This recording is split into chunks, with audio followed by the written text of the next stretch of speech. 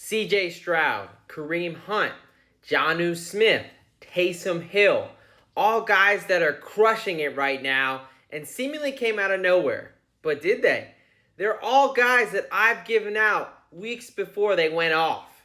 That's right, guys. What's up? SUPM Football Doc here, and tonight is another edition of Fantasy Waiver Wire Night. It's Tuesday night. Fantasy Football Week starts now. So let's go ahead and give my top waiver wire picks heading into Week 10.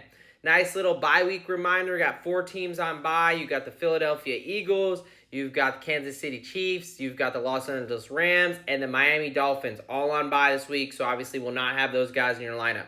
All right, these are guys you should be targeting if you're looking for a fill in your lineup, some guys that can immediately make an impact and help you secure the W this week. We're going to kick it off with tight end Jake Ferguson for the Dallas Cowboys. Ferguson has quickly become one of Dak Prescott's top targets, especially around the red zone. He's got back-to-back double-digit performances with back-to-back touchdowns, and I like his matchup this week. As much as it pains me to say as a Giants fan, Giants are demoralized right now. They're a terrible team. They just lost their starting quarterback for the rest of the year. They don't even have a backup quarterback.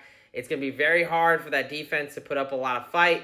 I know historically they're good against the tight end, but I really like Ferguson this week to take advantage of a really poor defense that's just completely demoralized.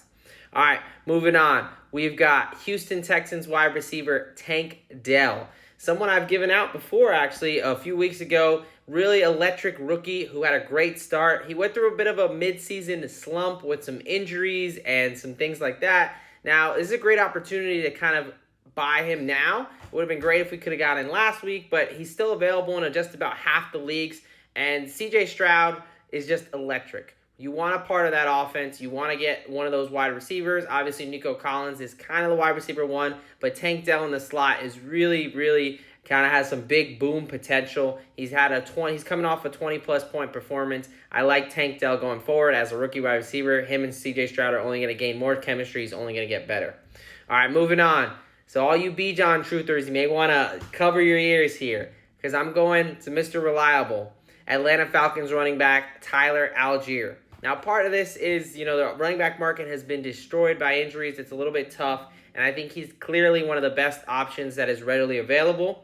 As much as people don't want to hear it, Arthur Smith loves Tyler Algier. He's a hard downhill runner. He plays the style of ball that Arthur Smith wants to play. He had more carries than Bijan last week, partially because of a Bijan fumble, but they're going up against the Cardinals defense that is very poor against the run. This is a perfect opportunity where, honestly, I think Algier, Patterson, and Bijan all get their touches. I like him to grab at least one touchdown. Give me Tyler Algier this week. All right, moving on to some guys that are probably going to sound familiar because I gave them out last week, and I'm going to give them out again because if people aren't going to realize that, hey, you need to pick these people up, they're free for you to put in your lineup. That's Saints tight end Taysom Hill, Mr. Do-It-All, true Swiss Army knife. He's had a touchdown through the air. He's had a receiving touchdown. He's had multiple rushing touchdowns. The Saints will use him any way they can, and especially around the goal line. He helped me cash a great bet last week. So Taysom Hill for anytime touchdown as well is just a print machine. But I really like Taysom Hill. You got to grab him. The tight end market is a tough one to gauge. I would even put him in the flex. Really like Taysom Hill going forward. Last guy, Arizona Cardinals quarterback Kyler Murray.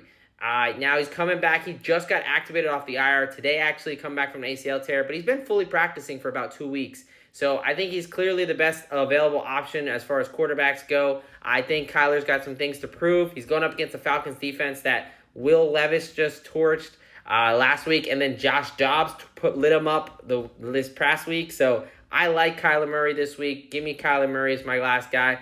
Couple deep dart guys for you guys in really deep leagues. Some guys that I like really quick. Wide receiver Jalen Guyton coming back from an ACL tear. He's really a big boomer bust guy for the Chargers with no Josh Palmer, no Mike Williams.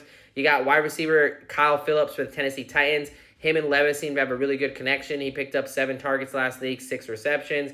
You also got wide receiver for the Vikings, Brandon Powell. KJ Osborne picked up an injury. Justin Jefferson doesn't look like he's going to go this week. You got to go throw it to somebody other than Jordan Addison and TJ Hawkinson. And then finally, Mr. Rocket Man himself, quarterback Josh Dobbs, quietly the QB number 10 in fantasy. So those are some deep dart throws. All right, guys, if you want more college football, IDP, fantasy football, if it's football and injuries, I'm talking about it. Go ahead and follow me here on TikTok or at X at SGPN Football Doc. I do a weekly fantasy football injury report at Sports Gambling Podcast. Also, Propcast just started a new props podcast that we started over on Fantasy Face Off.